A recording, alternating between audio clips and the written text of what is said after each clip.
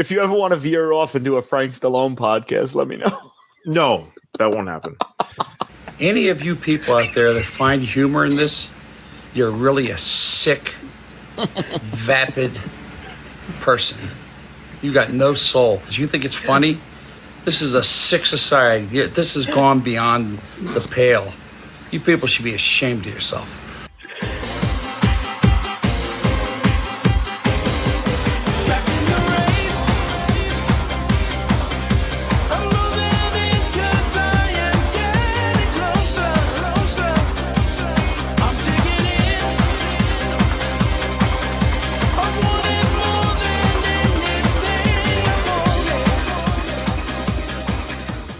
All right, welcome everybody to another episode of Frank Stallone. Who is this guy? This is episode 31, officially. Woo! Dom, this is the 31st episode we've done. Can you imagine? This is like a form of torture for somebody, like just listening to this podcast. I don't know who listens. People do. I don't know why, but they do. We have a special returning guest co-host with us today, Zip, the Francophile. How you doing, Zip? Hey, good. I want to say that I went to work and we have like a parking garage and it's shift work, so we all get there at the same time. And I wasn't thinking, and as I was like opening the door, it went from one podcast to y'all's, and it was blaring the Frank Stallone song. So all my coworkers just thought I was listening to Frank Stallone recreationally. So I appreciate that. Awesome. That's the only way to listen to Frank is recreationally. Oh yeah, I get it. And then I love the clip y'all have added at the beginning of him. So when I first heard that, I thought it was him talking about you guys. I was really excited. I mean, it's probably not too far off how he really feels about the podcast. I mean, think about what he's done to his own son. And then think about what he's going to do to you. You know? Okay, well, we're going to get into it, guys. He is a guest. Again, he is also a returning guest, I should say, on the Mike. How do you pronounce his last name, Dom? Torchia. Okay. Yeah. Now, the name of this podcast is Live Well and Thrive. That's the name of the podcast. And, of course, Mike, at the very beginning of his podcast, he shows a picture of his face at the beginning. That's the very altered picture. Am I supposed to know who he is? Of course, he's Mike Torchia. In his eyes, what's he famous for? Working out, and he's been with other people. That's where you lose me. Yep. Yeah. Resemblance to Freddy Krueger. You know, that's probably what he's known for. Don't you work in the paramedic field, Zip? I do. You saw Mike in a car accident, you would think he's a burn victim. That's probably like, quick, get him out! Get the jaws of life! And my like, God! I'm parking my car. What degree burns are these? Now I gotta look him up again.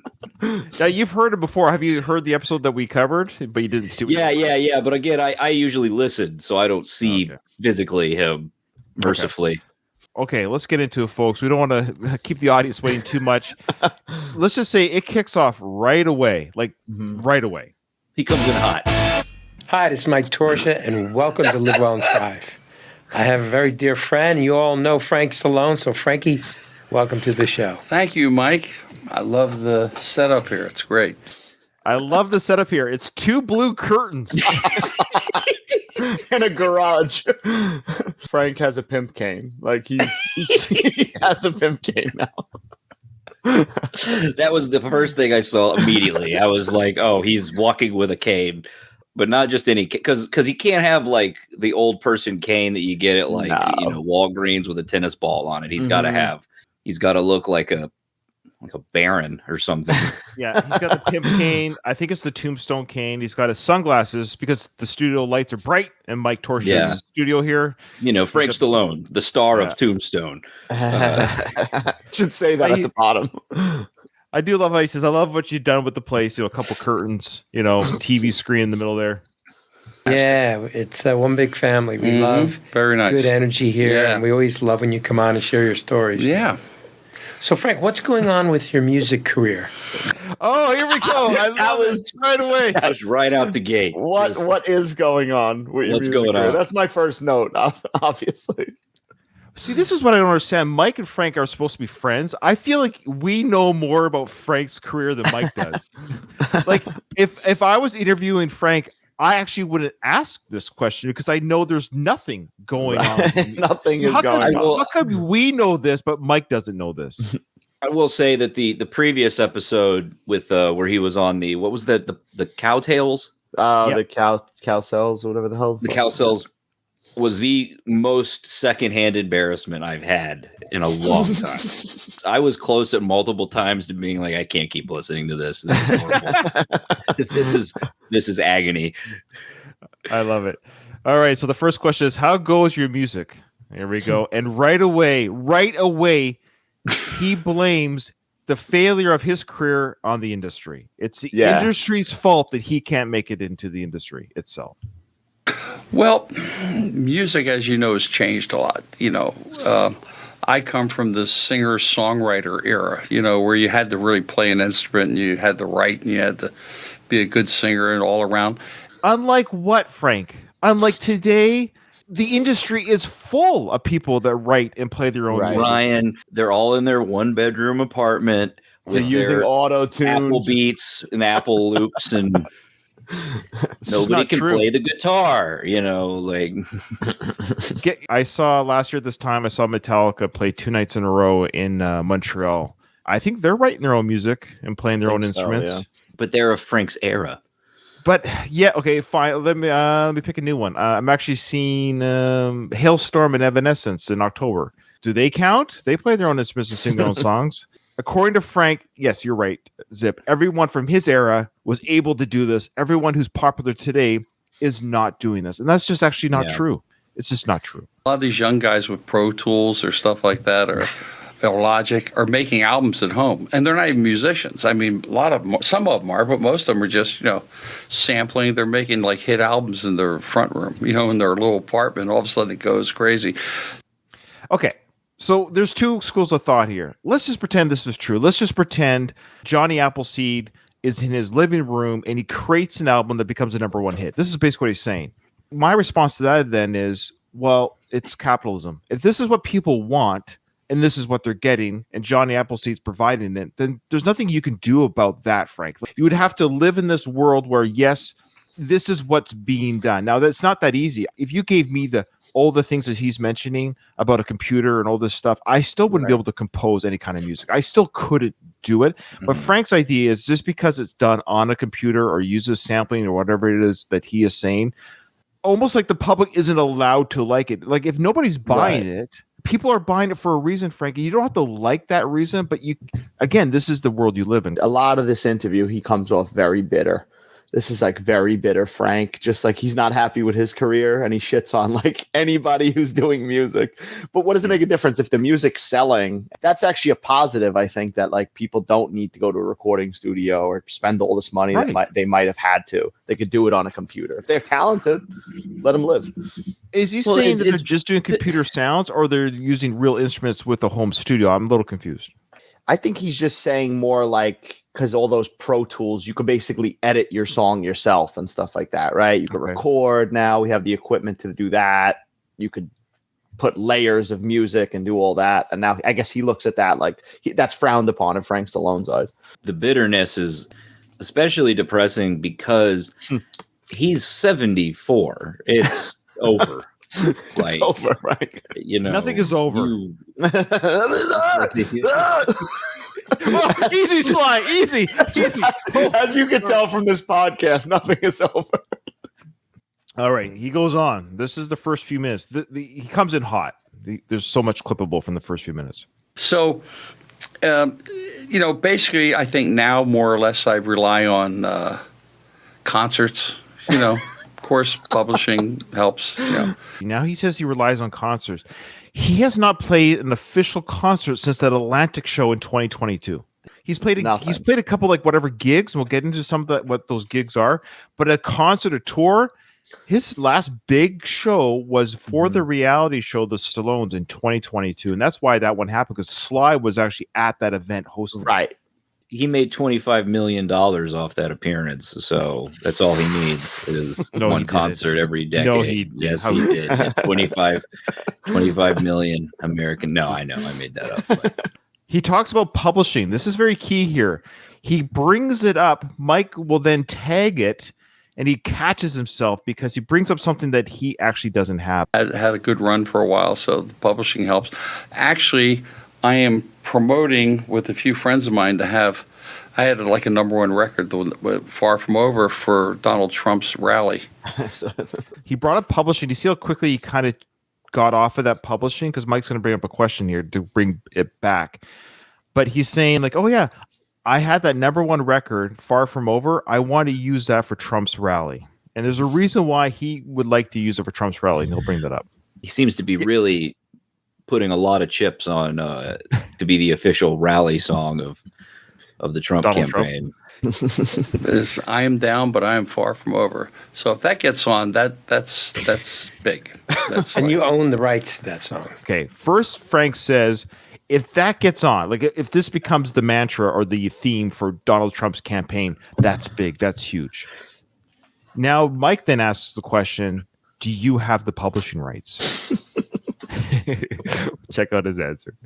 I have my writers, like most writers, we all got screwed on our publishing because, you know, what they would do in those days, they basically take advantage of you because, you know, this was, for me, I've been knocking around since 1965. So when Staying Alive came out, and all of a sudden I was fortunate, they ended up liking my music, and, you know, I didn't have a pot to pee in at that time. So they would always give you a take it or leave it. Very telling here. What's happened to him is the same thing that happened to Sly at the same time. He's telling a bit of truth here. He's saying, look, we were desperate. I've been kicking the can around forever since I was 15 years old. He always brings up 15 years old. I've been playing music. I finally get my big break. They like my music, ironically. He's saying, I can't believe it. The public likes my music. He gave up his publishing rights to the company so that it would go big. It's kind of like, hey, we got a hit record here, but we're going to own this record. Here's $1 million check, whatever it might have been at the time, which would have been huge for him. He says, I didn't have a pot to piss in, which indicates he's very poor. Same thing happened to Sly with the Rocky character. Sly sold or gave the rights to MGM saying, fine, you can own the character. Thanks for the big hefty paycheck. Because that's what he was saying here is, we'll publish this record for you, but we're going to own the music. Here's $1 million. That's exactly what he's saying. He does not have the publishing rights. He doesn't get any royalties from that song the same way that Sly doesn't own Rocky. It's just interesting that both brothers sort of sold their soul to the companies for their product, and that's what he's saying here. Mm-hmm. Hey, you don't want to do it? You don't want to give us yeah, we'll get someone else. And I'm figuring, man, I've been banging around a long time. So, and I had 9 songs in the movie. So, but I'm not the only one. Most artists have been screwed out of their publishing, and that's where the money is. That's where the money is, and he doesn't have it. How would he make money off that? He'll bring up what he thinks will do it for him. Because right now he's saying he's not getting basically a dime from any Spotify plays or anything like that from Far From Over. He doesn't have the publishing rights. For example, Bruce Springsteen just sold his publishing rights to his music. Right. What was it, 500 million or something? Something like like that, yeah. Now the reason why Bruce does it, let's be honest, he's going to be dead soon. Yeah. Right, 10 years, whatever. So he knows he's going to die. He's going to leave a big lump of cash for his family. That's why he's doing it, because he's like, whatever. You want? I noticed that's like a trend now with a lot of these older artists. They're Billy doing Joel that. did it too? Yeah, they're talking about that. They're like, oh, I'm going to sell my rights or whatever. Because then the estate doesn't have to deal with treating it as an IP. They just get the cash. Because That's right. That's right. And so what Frank did is he did the same thing that Bruce did, But he's got no songs, basically. I'm actually selling my publishing rights to my songs too. That's what Frank did. Frank sold his rights for one record. So you can imagine Bruce's catalog versus Frank's catalog. Right. They're comparable. They got all the hits.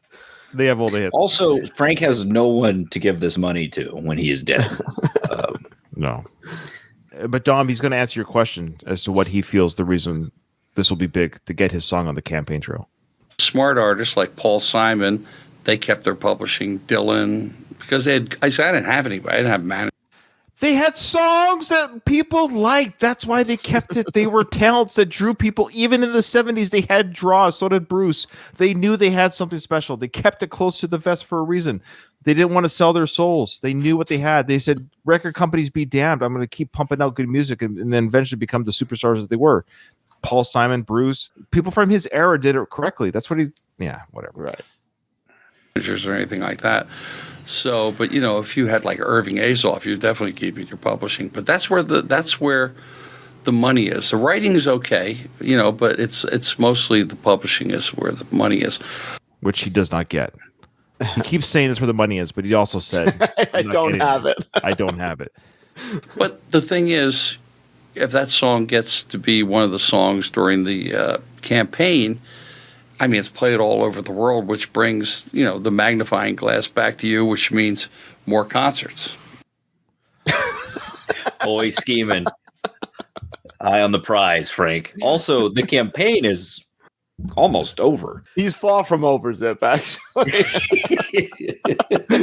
But I want to know how he's approaching this. Is he contacting the people, Donald Trump's people? Of course, they're friends. Remember? He posted that picture. Right, they're best right, friends. right. They're like close friends. Of course, Frank and Donald talk all the time together. Here's the thing. His song is not being used right now for the campaign trail, but look, this is actually kind of sad. I feel this is a part of me. I feel bad for him because he said it, so he must think it. He's thinking in his mind. The dream is the song is played at these rallies, and everyone's like, far from over. People are like, who sings this song? And they're like, it's Frank Stallone sings this song. I really want to buy a ticket and watch this guy play it live. It's just not enough to hear it at a rally. I got to see it live. And that's what he's saying, that people are going to now just buy tickets, go to these venues to see him, creator of this song, play it live, because he just said that's where the money is now. And he's right. Even bands like Metallica and Bruce, they're making money from the venues. That's where they're making their money. Taylor Swift, they're making money from these huge concerts, not from record sales anymore. Frank wants in on that, and that's his song. He's going back to the well. He's like, if I can get that song out there, he thinks he can fill stadiums again, or ever, or at all. Okay, he mentions it. Yeah, he does talk about the gig that it was sold out, I think, because of Sly being there, right? Definitely. I mean, Now, the last time you performed, you were at the Hard Rock in Atlantic City. Atlantic City with John Cafferty and Beaver Brown. It was. Can we talk about him chewing on ice through the episode too? Why? I'm going to stop doing that on the podcast, just chewing on ice. He did it a lot here, and he does it a lot at the end again. But he keeps mumbling and chewing on the ice. He just drinks. I guess they give him like an iced coffee or alcohol. I'm not sure which, but I couldn't really see what's in the glass. It might have been iced coffee, but he's drinking, but he's chewing. It's not like chewing on ice is never a good thing, but let alone doing it during a talking interview probably isn't the best thing to do. I could be wrong. Great. We sold it out. Yes, we sold it out because Sly was there. 100%. That's all. It was great to be back on stage. But that's why there's really no excuse. If you've had a lot of hit records and you suck, all you got to do is play the hit records. I mean, they know all the songs. You'd have to be really bad to bomb. You know what I mean? Can you imagine going to a Frank Stallone gig or concert and he doesn't play Far From Over? It is his hit. But also, he's acting like that's like a groundbreaking revelation. Right. To play. He's acting like he has more than one hit. Yes. That too, yeah. It is a very short concert. And I think he talks about he only plays for like 30 to 45 minutes because of that. Like, I think it's hard for him to drag out an hour's worth of music that anyone would even be remotely care about, other than just Take You Back and his other little hit from I forget the other hit that he had from Over the Top or something. Some people just want to hear music. So you have to really kind of know it. Jimmy Buffett was a great performer because he was very personable, and he's really good, but he's very personal. The guy had one hit record. He was making $1 million a night near the end. I mean, he had everything going on, but he was great with his audience. He was very personable. He's funny. His songs were funny, some of them. He was great, But he came up. He had like one hit record, but he worked, He just went out there and worked. And he built an audience, and he.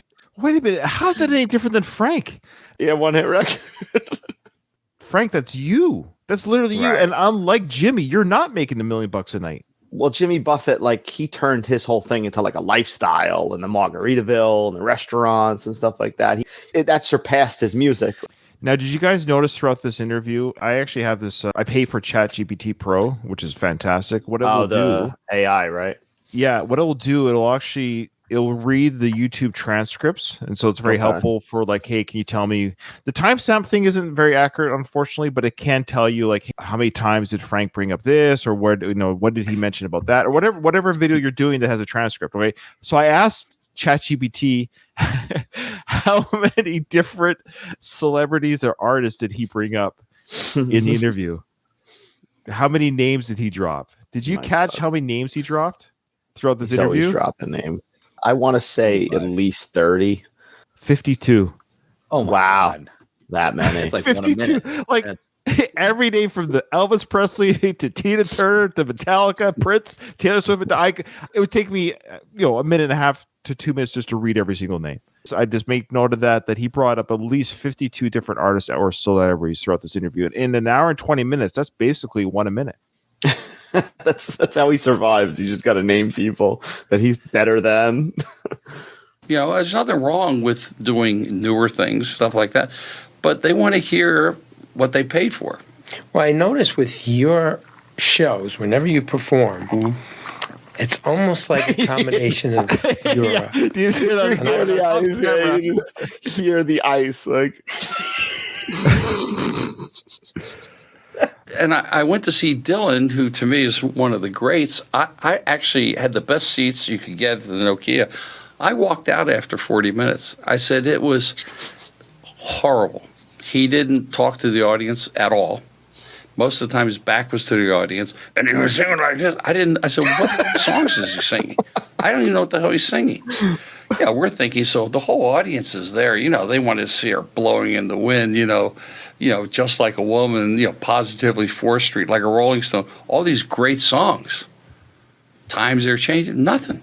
Well, I hope this Bob Dylan guy recovered from this bad show. I mean, I just find it funny because I'm a Bob Dylan fan, and like I can understand that because his voice isn't really there. Not that he ever really had a great voice anyway, but like I can understand that as a fan being like, oh, but like you're talking shit about somebody. What about your concerts? Like you're gonna say all that shit? I don't know. He's taking a chance there. Not that anybody's gonna hear about it, but to shit on somebody.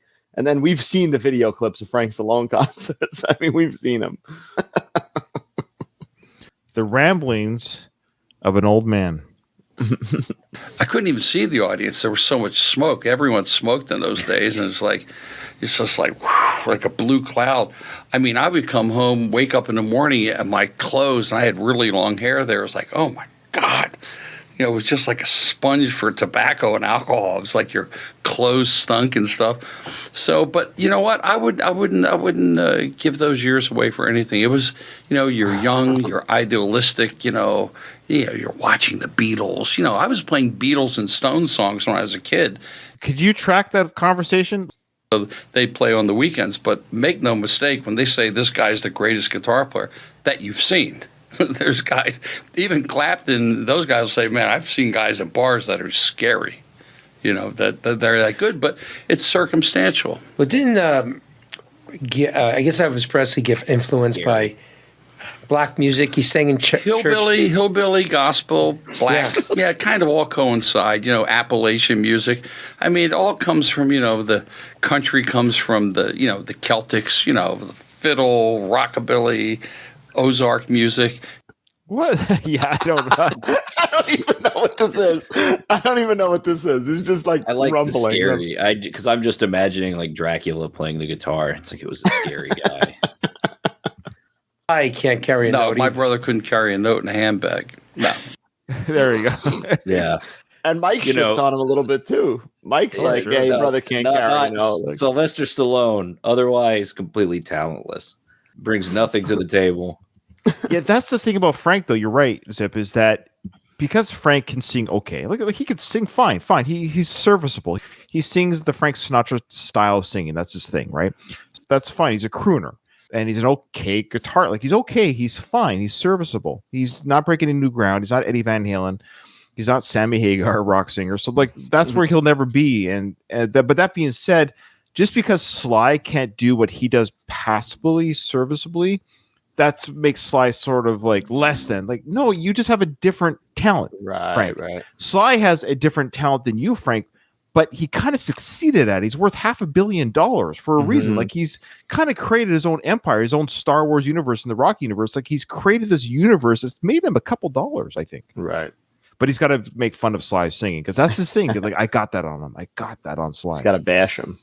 Stage being an entertainer, it just came natural to me. You know, someone said, "Hey, you should maybe take some voice lessons." It wrecked me for like months because what happens? You start becoming self-conscious, knowing that you were doing fine. You know, the guy goes, "Actually, you do sing correctly." So you know that's why a lot of these singers like Steven Tyler, John Mayer, John Bon Jovi end up having a lot of vocal problems because you know you can't scream like that.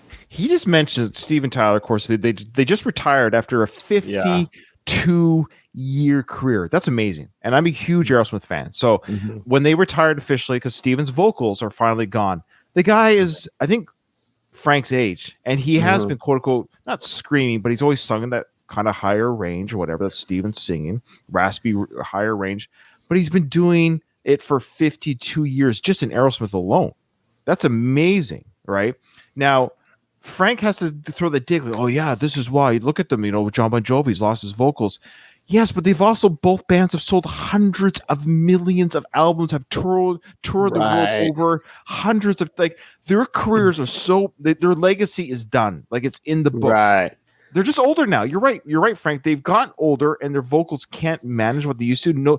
No one can anymore when they get into their 60s and 70s. That's just called aging. Axl Rose is the same way.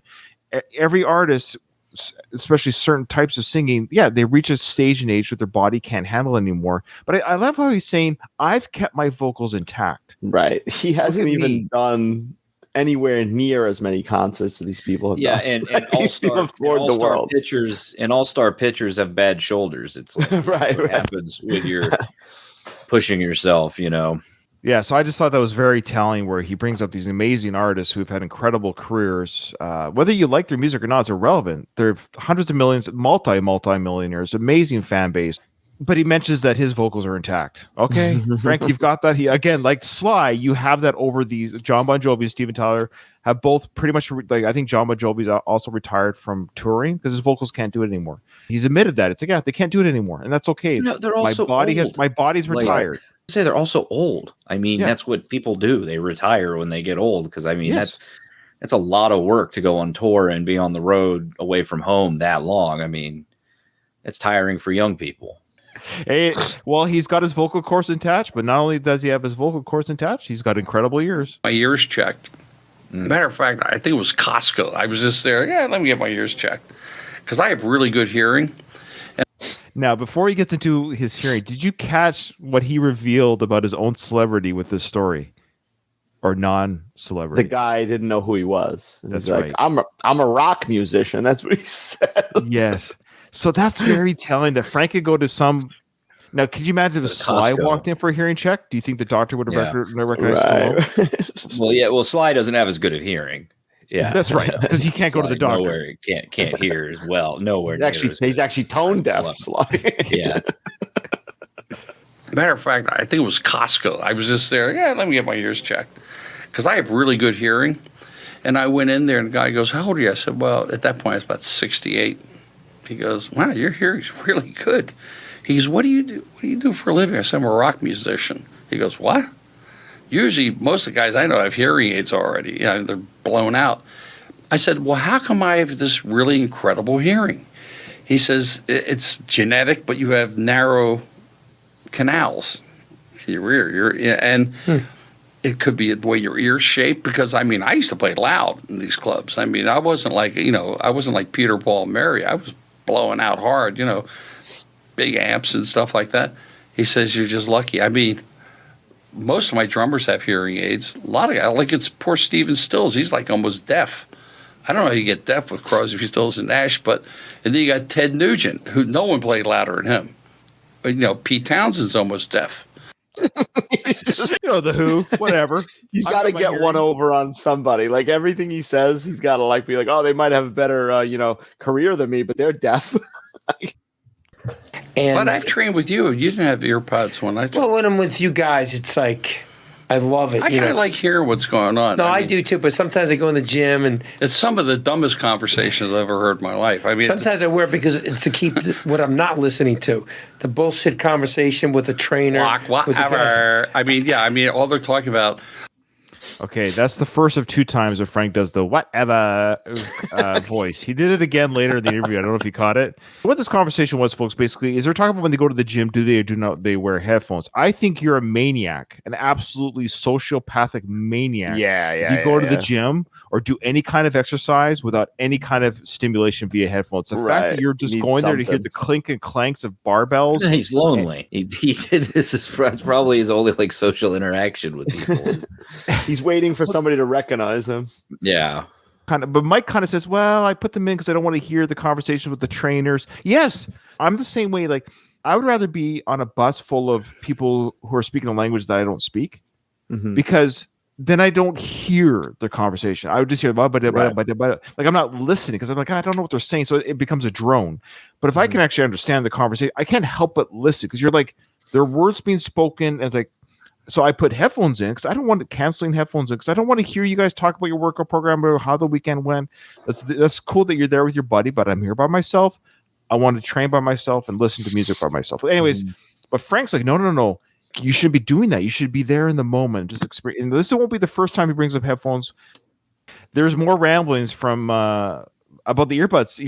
This is the big discussion point. This was like 15 minutes of this interview was the earbuds or AirPods or whatever they're called, like headphones, essentially headphone conversation about blocking noise out and listening to something you'd rather like. The whole reason why headphones were invented is that we could carry sounds around with us wherever we go without having to be in the home listening to it on the speakers, right? We could exit our vehicles or exit our homes and keep listening to whatever music or talking that we were hearing in the cars or at home. But in Frank's eyes, you have to be in a stationary position listening to music. Yeah, I agree with you. I mean, I think the only time I actually put any kind of thing in my ear, even with my phone, I usually talk on the speaker. I don't like it in my ear. In my car, I don't put thing in my ear. Only time if I'm listening to something that's like a subliminal tape, like a self-help tape or subliminal tape? What in the world is that? What does he listen to when he goes to bed? He says the self-help book or something. Yeah, audiobook. Frank, that's what we're talking about. Like, I listen to audiobooks all the time, but I don't listen to subliminal tapes. Can you imagine putting a subliminal tape in that says, eat better? Yeah. You're the greatest rock star in the world. Yeah. You're better than the Beatles. He probably listens to it's him talking. He narrates his own. You're a better singer than Sly. He's tone deaf. Or take them out. I mean, I mean, I've seen people all day long. I mean, when I see today's younger guys walking around, they have victim written all over them. They're walking with headphones, earpods, like this. They're not even looking where they're going. I said, so for a guy with bad intentions, you're like, come on, man. You're like sheep going to slaughter because you're not aware of your surroundings. You have to be aware of where you're walking. I see people walk across Wilshire like this. Oh, yeah. Where does he live? What war zone does Frank live in? Where if you're wearing headphones, you're going to be assaulted. You probably shouldn't look down your phone when you're walking, just like any kind of mode of travel. You should be aware of your surroundings. But he's also talking about people will now, it's like you've got these thugs out, hiding behind lampposts, waiting to, oh, no, we can't mug that guy. He doesn't have headphones in. Oh, that guy's got headphones in now. All right. Well, he's good to go. Let's get him. Right. There's a great freeze frame here, by the way, of him. No, they're not and so you're leaving it up to the guy that's driving on Wilshire who's probably texting and not paying attention. So this is going to be like you got to I agree. So he's saying the guy driving the car is texting, the guy walking is texting, and there you go, folks. Both will be dead at the intersection. Okay. This was a very telling moment here. Ever since the Atlantic City gig in 2022, all of his gigs have been at casinos. And that's what he does. So he doesn't play to his fans. He plays to casino guests, whoever happens to be in the area at the time. It's like a lounge singer. Whatever it might be. It's just basically he is the live music when people are gambling.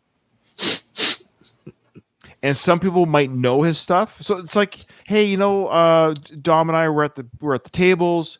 You hear some music being played. Hey, Dom, let's go get a bite to eat. We sit down and eat, and there's Frank playing guitar. Like, we're the audience at that moment, come and go, whatever. Now, he reveals this throughout the interview. This is one of his first clues here, where he talks about he doesn't play to the fans. See, when I go to a concert, I'm going to because I'm a fan of the band. He goes to where the paying gig is what I'm saying. Right. He's a hired musician at these casino gigs. He talked about this on another podcast too, where he went somewhere in the middle of nowhere. They didn't know my music. They were hillbillies or something like that. He repeats that story on this podcast. Yeah. Mm-hmm. He repeats the same story where they didn't know who he was, or spitting in jars, tobacco, whatever. He was in, I don't know, like the place he was painting in my mind is like a bar at a roadhouse or something like that. And I'm responsible for what goes on that stage. Whether it's going to be a good show, you have to go on thinking subconsciously, I'm going on stage to people I've never met, maybe some who've never heard my music. There you go.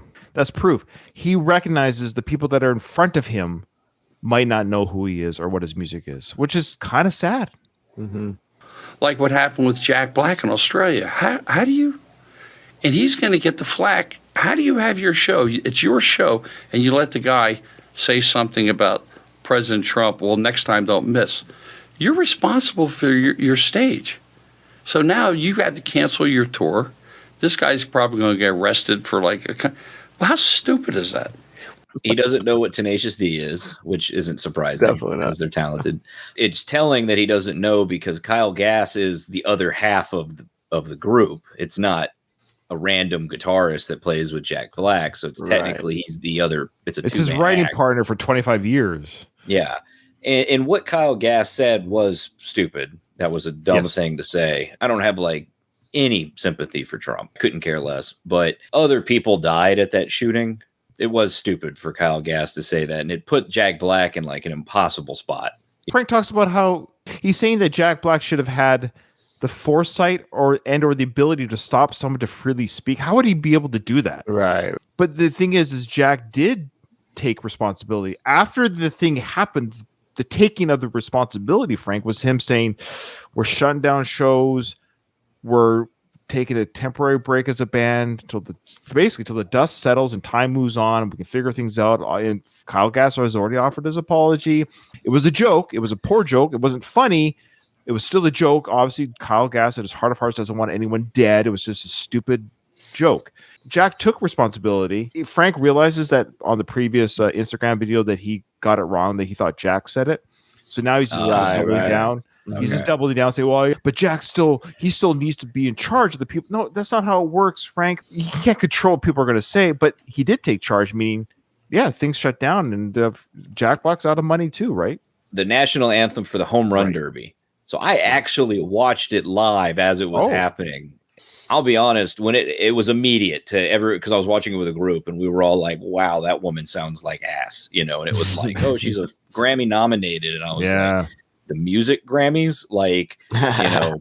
I thought that she had you guys are audio recorders. If you've ever had a circumstance where your audio is delayed in your headphones, sure, it's impossible to talk. It throws you off. Yeah. And when I watched it, that's what I thought was happening. I thought, she's having an equipment error or something. And then it turns out she was just lit, she was blitzed. Well, did you see recently, just a few days ago, there was a country singer that sang the national anthem at a sporting event? She was drunk. Right. That's an embarrassment. The rock singers that I've enjoyed growing up, they've been freaking. They were all fucked up. Yeah. Amazing. And look, she's a bad singer, and she might have been drunk, but I love the way Frank says it, almost like how deplorable. The bands that Frank likes, how many times have the Beatles performed on marijuana or something? Right. He's actually so kind of self-righteous. That was a little bit of a self-righteous thing because it was the national anthem that she butchered because of her sobriety. Mm-hmm. He's like, because she was drunk. Okay, relax, Frank. You know how many performers perform drunk, please? Right. Why would anybody? Because she's an idiot. But did you hear how horrible it was? She was? Horrible. And see, that's what I'm talking about. That's just irresponsible, disrespectful, one, to the song, the national anthem, and just disrespectful. I mean, you cannot contain yourself. You know, you go on stage, thousands of people, and you made a fool of yourself. But Frank, she sounded like she never sang before. She was drunk. Yeah, it was horrible. And Fair. Okay, you guys. Fair. Wow. She did sound like she never sang. I mean, I could have done a better job. Or at She least sounded on terrible, par. but the way they just kept going on about her being drunk. Okay, relax, guys. There's such. It wasn't like, you know, she was singing it at the tomb of the unknown soldier, or like it's the home run derby. It's a party. Like I would have been drunk too if I was at the home. It's not even a real baseball game. It's not even a regular baseball game. They're hitting dinger after dinger, you know. you know, when you play casinos, you can't go on stage. You know, there's people there, all for those kids. Not that I'm doing a Disney show. I mean, I can get a little off too. But, you know, I go, let your talent speak. Don't be vile. I mean, you watch the Stones. They don't curse. They don't go on stage and go, okay, we're F this. They don't do it. Again, the Stones, yes, we know, a huge legacy. Incredible. Like, we get it. There's nothing, whether you like your music or not, you cannot take away their legacy. It's insane. It's insane what they've done for 6 decades. He won't say it, but there's a certain genre and maybe a certain race of people that play a certain genre that he's referring to. And because he talks about crotch grabbing, he talks about language, and they're black. So who is this soup at the Super Bowl? Who is he referencing? Was that Maroon 5 when it was Adam Levine? He talks about crotch grabbing, I think. But I think some rappers came out this past Super Bowl. Why is he talking about the casino like it's this sanctuary? I've been at the casino and seen people spit on the floor. You know, it's like right. The Super Bowl intermission at halftime. There was this one performer. He kept grabbing his crotch the whole time. And I was getting really mad because there's children out there. Oh, won't somebody please think of the children? What kind of an example are we setting? Ladies, please. Okay, I hate the term boomers, but this is boomer. I know this is grabbing his crotch, and there's children grabbing it. I will say I did learn from this interview because he referenced his birthday, and I looked it up for some reason. He literally has my dad's exact birthday. Yeah, and my dad's also peak boomer. So, and I hate that term, but if you say that person's acting like a Karen, you both will already in your mind have the image of what that Karen might be, right? That's what a Karen's done. Like, we already know what that behavior is like. They are acting like boomers. When you say, "Oh, you're such a boomer," this whole interview is prime boomer talk. This is cliche, but this is why boomer exists. This is why that term exists, is these two boomers talking the way they are about crotch grabbing. Frank is jealous of young stars covering songs. You tell me why you think it's hypocritical. It's like when the Jonas Brothers, how dare you sing Georgia with Ray Charles? I wouldn't even go near that. That's like his thing. That'd be like me singing, Nessun Dorma of Pavarotti. Are you crazy? Who do you think he says is the greatest band that ever lived? Well, the Beatles, right? I think he references that. Okay, he should be saying the Beatles. Yeah, I think he will agree. I think he said the Beatles. Okay. What band did he say that he covered when he was in his 20s?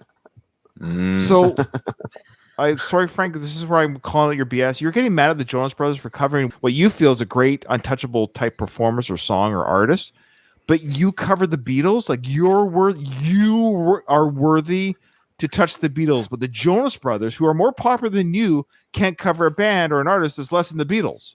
But everybody covers songs. It's been going on forever. Yes. There's songs you don't even realize they're covers. Yeah, they started their career. Their first few albums are covers. That's right. Half their albums are cover songs. It's just irritating. The Stones did the same thing. Of course they did. What a cover does is the audience is familiar with the song. It's a hit or whatever it might be. So they're familiar with it, and you're a new artist. What you're doing is you're bringing your own flavor or style to that song. So the person will be like, you know what? I like what they did with I recognize what they did, so I'm already enjoying the song, and I like what these guys did with it. I wonder what their stuff sounds like, because I kind of like their spin on this song. That's all it does, and it works. Honestly, it's always worked. Frank should probably just, when he performs those casinos, he should probably just do covers. Probably a better performance. Also, why is Yeah. Georgia by Ray Charles like the untouchable song? So that's more untouchable than any Beatles catalog? Forget it. I'm sorry. No offense, but I consider the Beatles catalog a little bit better than that song, but that's just me. They talk about Rick James for a bit. They went on this Rick James tirade, and they're saying how great he was, even though he's weird and he looked weird. They weren't crazy about that. And, there was a comment that Frank makes about group. I mean, he was a real player. I mean, that whole thing with the Jerry curl, super freak. But he was a real musician. I mean, he could really play. Oh, he was amazing, his voice sounded so sharp. This is after he got released out of Folsom prison. After prison, yeah. And he told me what he went through as a black man that dated white women. Oh. He said the very first day when he went to prison, the white guards threw him on the ground, put one of the sergeants. Mike interviewed Rick James, which is kind of cool, interesting, like good for Mike.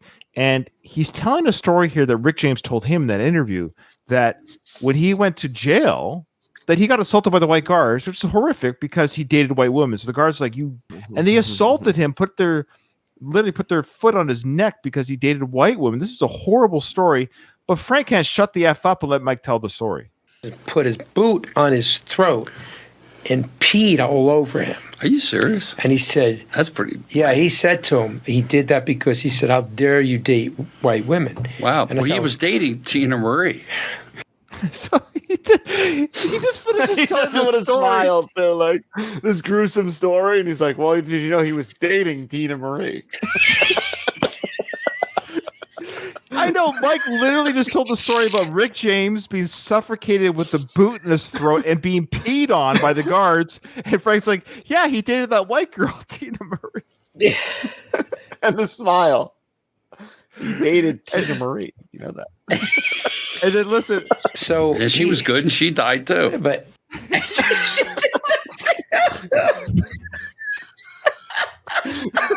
and she was good, and the prison guards, they beat her up too. I like how there's this implication that it's like if you're a good musician, you shouldn't die. Despite her musical abilities, she still died. All right, as we close up this interview, I think it's important that we get into politics.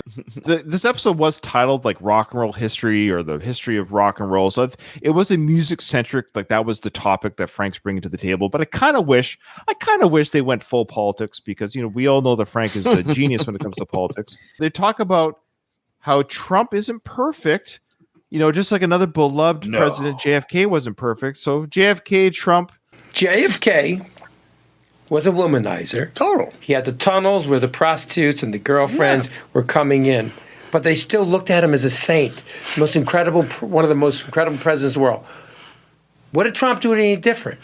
Basically, he's saying JFK was a womanizer. He bedded a lot of ladies.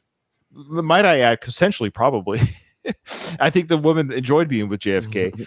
That being said, he's basically saying, how is that any different than how Trump is? That's the question that's posed. They're basically saying, all we have is two womanizing presidents. Come on, what's the big deal? What's the difference? The only thing that Trump and JFK have in common is they've both been shot in the head. That's, I think, where the comparisons start. And I don't know if that's tacky, but it's more an observation than anything. No, well, I think enough time has passed. I think enough time has passed. It's like Abraham Lincoln. Abraham kind of make jokes. At some point, it's okay to make jokes about Abraham Lincoln too. But the Lincoln jokes are off limit, right? I think the difference though is, again, I wasn't alive in the early 60s, so I'm not familiar with how things were, but I'm sure if the public was aware of JFK's womanizing, it would have had a negative effect on him. I don't think the average person knew the extent. No, you're right. JFK. It was different back then. It was different. There was kind of a culture too of like a lot of the media knew about his affairs and kind of hid it, and like it was, I guess, it was just a different environment. No, I agree. Okay, I've got some more boomer talk. How about if I meet you tomorrow? How about if I call you? What time do you get home? So they're talking about how in our day, to get a date, we would have to be there in person and give them our number, and we'd call and make plans face to face type thing. That's not what kids do nowadays. Now they just do it over their phone. That's more organic now. You can order a girl or a guy, whatever you want, like ordering pizza. There's no personal connection. No. It's visual stimulation. What do you think would happen? God forbid. Okay. First, Frank, can you take that freaking ice out of your mouth? Come around, wrong. Talking about Tinder. Did you know he dated Tina Marie?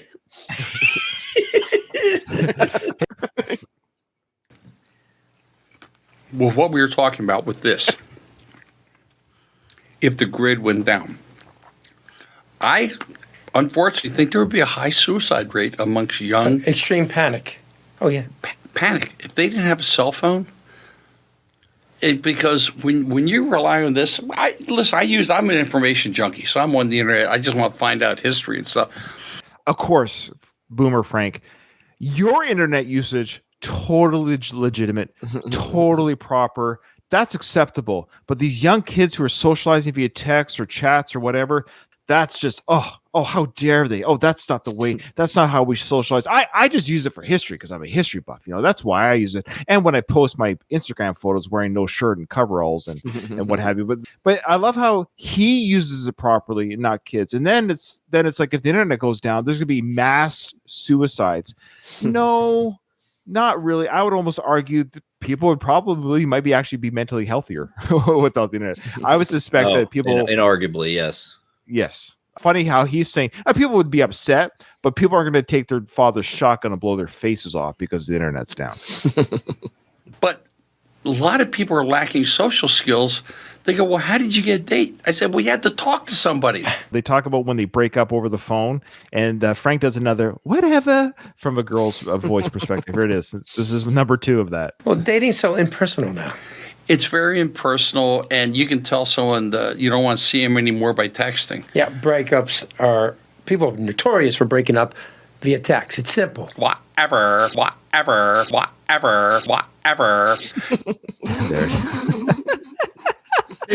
favorite part of it is that you hear it off screen. Like when he's on mic and you just hear, whatever. I know. I was taking notes listening. I mean, I have the YouTube video up and I'm listening to the podcast as I'm taking notes. And so I'm like, oh, and I went back to the video. I was like, no, they didn't show it. I would have given $100 to see his face when he does that whatever voice. Okay. Well, I wrote down here, Frank is making peace with his non-success. As he usually does with these. Have you noticed that, Dom? That he ends up making peace with it somehow? It's a whole process. It's like a therapy session. World. Yeah, are there things what could I have been more successful? Could things happen? But everything happens for a reason. I have my health. My dear mom lived almost 99. My father 92. I've had my tragedies like everyone else. But so, in other words, I'm just a normal person. It's like, well, that sounds like my life. My parents are still alive. They're in their mid-70s. I have my health. I have a good family. In fact, I have a wife and kids. Frank, I might argue my life's more full than yours. You talk to your children? I do talk to isn't that weird? I actually talk to my adult children, Frank. I have adult children that I have a healthy relationship with. The interview ends this way, talking about the dangerous times we're living in right now. These are not good times, guys. And I really feel bad for you two because you're both American. I'm Canadian up here. So I feel bad for you guys, but are you guys okay that you're living in these dangerous times down there? It's all the headphone wearing. That's it. I have a gun to my head right now. Yeah. Hey, easy, Don. We still have the internet. Don't do it. We still have the internet. I still have my headphones. So, well, this is a warning. This is Frank giving us a warning. Well, I got to say, Frank, this has been a hell of an interview. Yeah, we kept going. Well, it was supposed to be 20 minutes. Like it's an hour and 15 minutes. You know why? Flow of energy. But you know what? We covered very important topics. Yeah. And it'll make people think. Yeah, and I think people have to start thinking. Right. I mean, we're living in a very tumultuous time, very dangerous time, very volatile time. And I think people just got to take a chill pill and think about what you're doing. Think about where you're going. Think about what's going to happen a year from now or this or that. I mean, put it in perspective. And, and just like the violence, the craziness, the hatred, the vitriol, it's got to go. Nothing gets done when that happens. Are you guys okay down there? I'm worried. Are you both experiencing anything down there that I should be aware of? Tumultuous? Sure. Volatile? Sure. Dangerous? I mean, this is what happens when people of his demographic watch too much of a particular news channel. They interesting. would imagine that's where he gets most of his information about the world. what we'll do is we'll just play the last video of his Instagram, his latest one of Instagram. I think is the one worth playing. We'll end with that, and then that'll be our show. But before we get to his Instagram video, two things about his Instagram. Actually, he's not posting very often anymore, Dom. He's not posting very much. I don't know if it's his back or his health. Definitely no workout videos. No workouts, no bourbon. Okay. Have you gotten the bourbon yet? I went on Instagram to follow up on my bourbon order. I was like to the Uncle Frank's bourbon. Okay. Zipper, you're sitting down. It's already out of business. It's done. The company that owned or ran Uncle Frank's bourbon is now called Wild Skies Bourbon. So what they've done is that they have taken off the label Uncle Frank and put on over top or instead of, it's now called Wild Skies Bourbon. They're still active on Instagram. The Uncle Frank's is gone. All the posts gone. It's like it never even happened. It's like a Twilight Zone episode. Did anybody ever get their hands on it? I hold it. Yes, this is because I was going to say whoever's got those bottles, that's going to be a relic now. So Dom still has his unopened, which is amazing. Limited Dom, edition. why don't you show the audience what you have now, Dom? Dom has in his possession something that does not exist anymore. It's still sealed. I wouldn't even drink it at this point. Now, one of Uncle Frank's old posts that he kept up regarding the bourbon. It's not taken down yet. I wrote underneath, "What the F? Where's my bourbon? Still haven't gotten it. I ordered in January of 24. Where's my bourbon?" They messaged me right away. Because I tagged Wild Skies, because that was what they're called now. I tagged them in it. They got back to me on my personal messenger because it's the same chat box that I had with Uncle Frank. Yeah, it's the same. It's the same company, right. Just rebranded.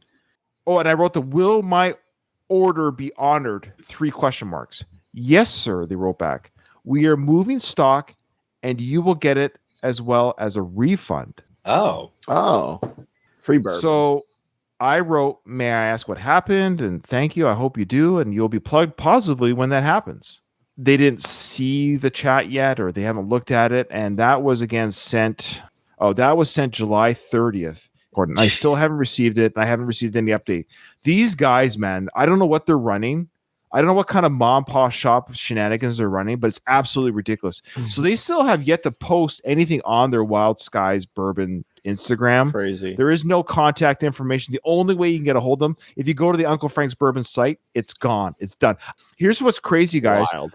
I can't even look at my order anymore. They have literally stolen my money. That's Jesus. wild. And now we can never get Uncle Frank's, the clothes, the shirt. It's all gone. Talk about the airplane crash before it even left the airfield. I mean, Jesus, it didn't even. What do you guys speculate happened here? Because we've heard from Robert that he's not the easiest person to get along with. Like, do you think this was maybe some kind of disagreement and they kicked him out of the bourbon? Or I wonder what it was. Either that or the pre-orders were underwhelming.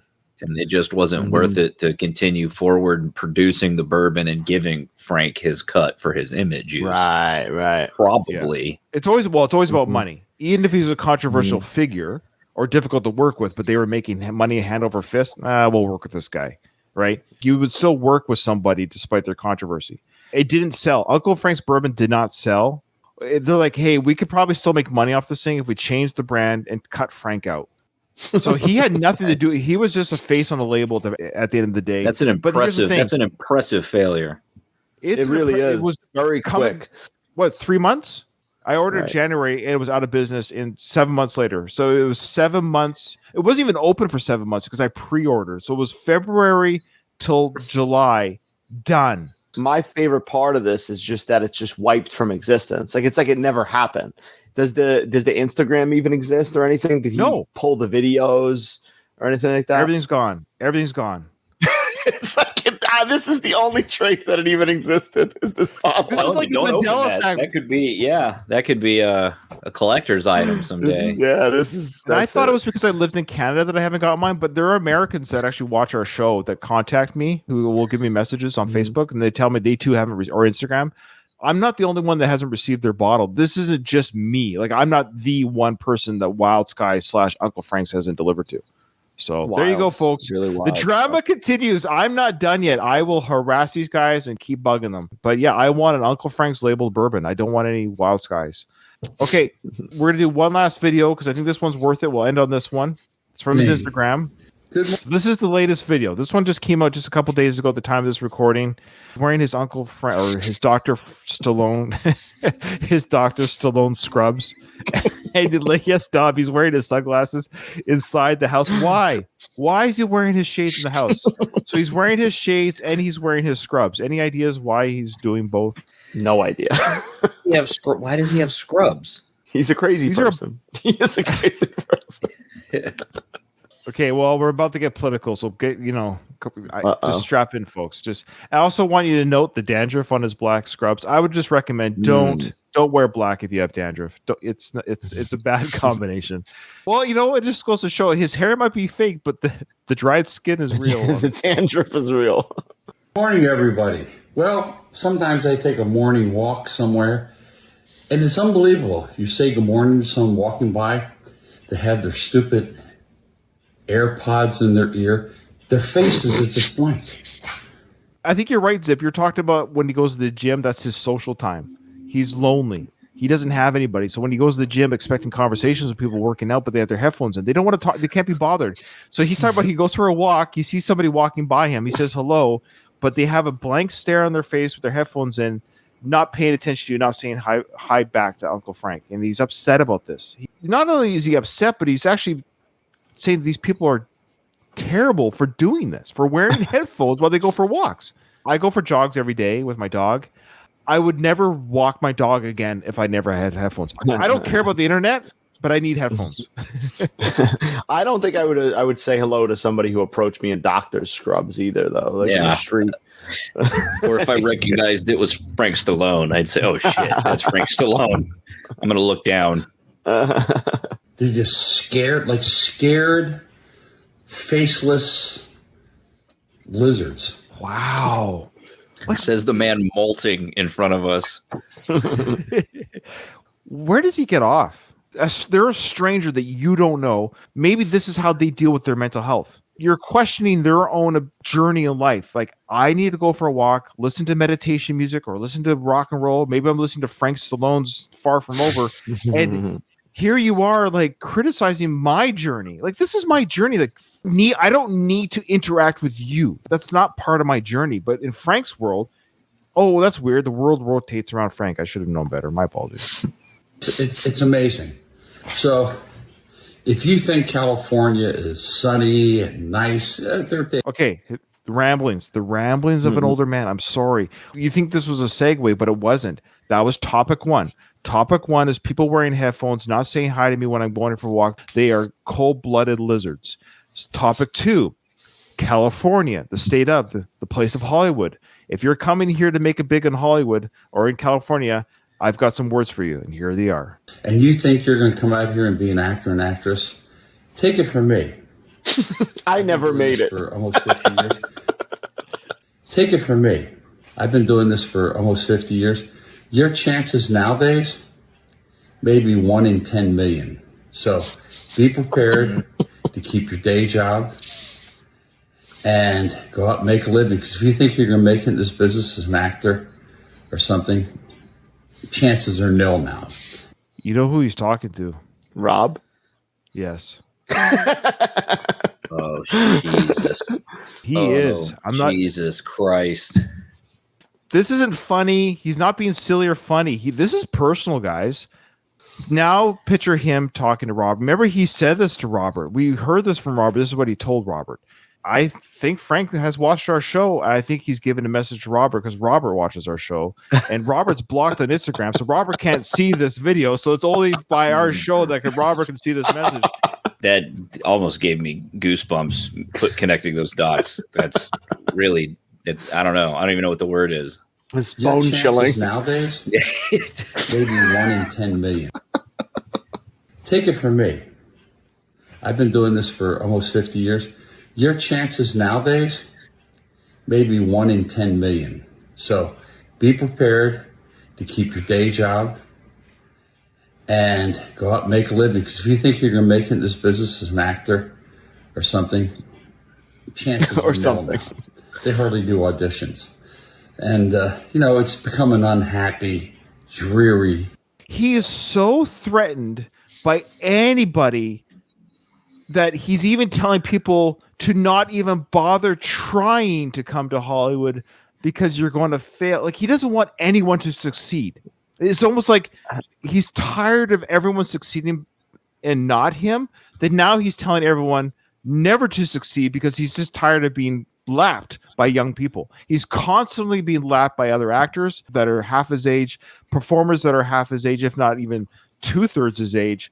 And he's tired of it. So now he's just telling everyone, stop coming here. Stop trying to take my business away because you are. So don't come here, because if you are going to come here, you're not going to make it. So it's either directed directly at his son or bit at his son, also at anyone who's going to come and try to take what he's got as he sees it. It's so selfish. His speaking here, it should be, hey, you know what, guys?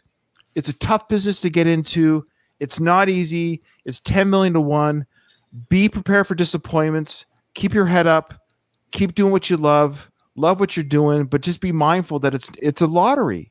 It is a lottery of luck and opportunity. So you might have to do that day job that everyone else has to do, but go for it. By all means, you can't lose. You can't win the lottery if you don't play. So go for it, but just be prepared not to win necessarily, but just to have fun and do your best. Instead, he's like, F all of you for trying.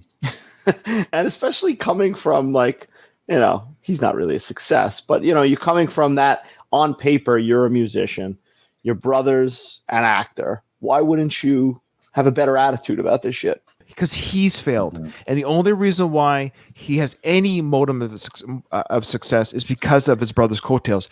There's no world, there's no universe where his music would have ever been used in that Staying Alive film directed by his brother. Because like the whole reason why that fucking album exists is because his brother directed the film.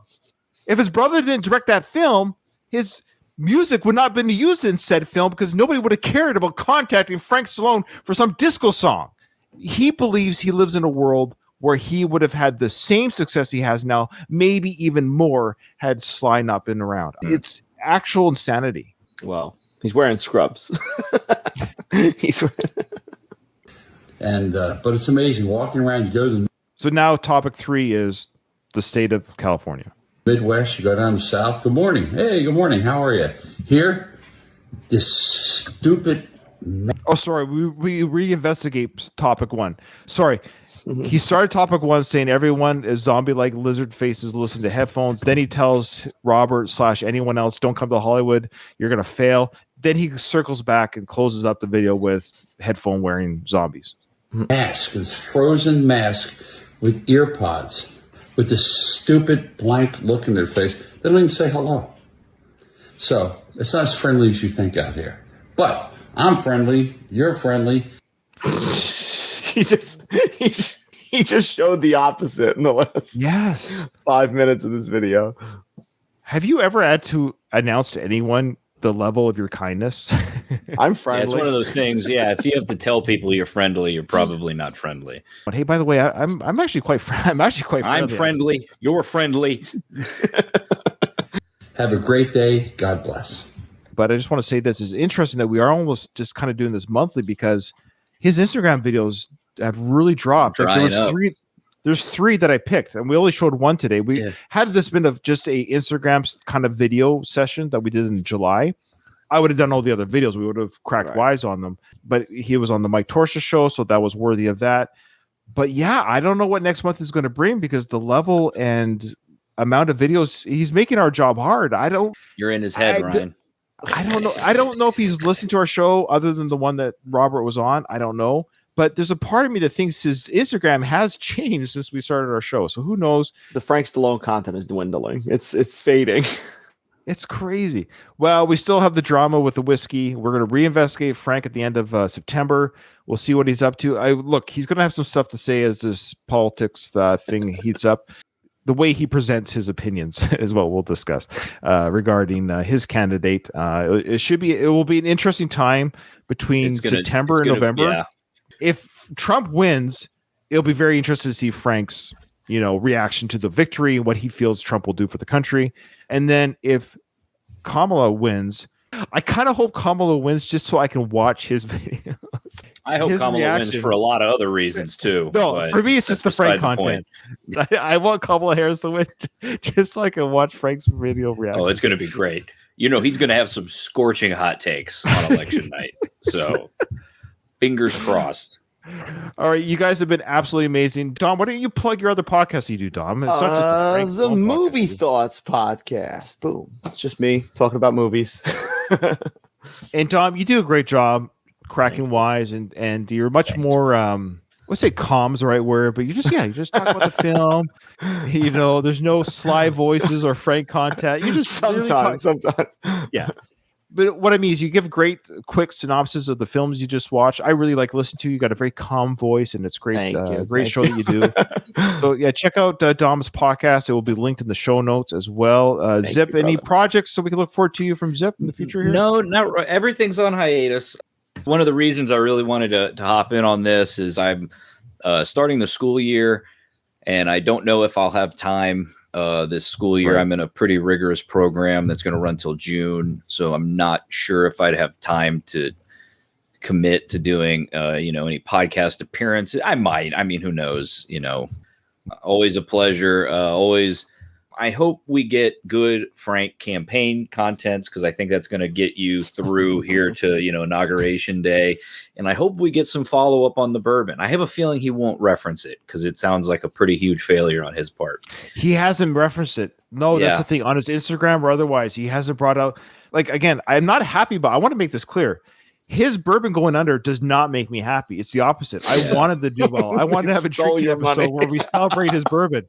Now we can't. Like, I don't have a bottle in this business. It's out of business. It's a fascinating journey, but it doesn't make me happy. I want to see Veterans Day, the film that he's filmed when he was wearing that army outfit. Dom, remember? Oh God, that hasn't come out yet. No. And what about isn't he on the new season? Isn't he going to be on the new season of Tulsa? No, there's no way. Sly would never do it. Was filming something in Oklahoma dressed as a sheriff, and I thought we had come to the conclusion that I think he was just walking the streets dressed as a sheriff. If this is what I have to do to get people to talk to me on the street, exactly. That's what I'll do. We still have stuff to look forward to, Frank. We want more. Give us more Instagram videos. You're killing us over here. All right. Thanks, everyone. Thanks for watching. And that concludes another episode of Frank Stallone. Who is this guy?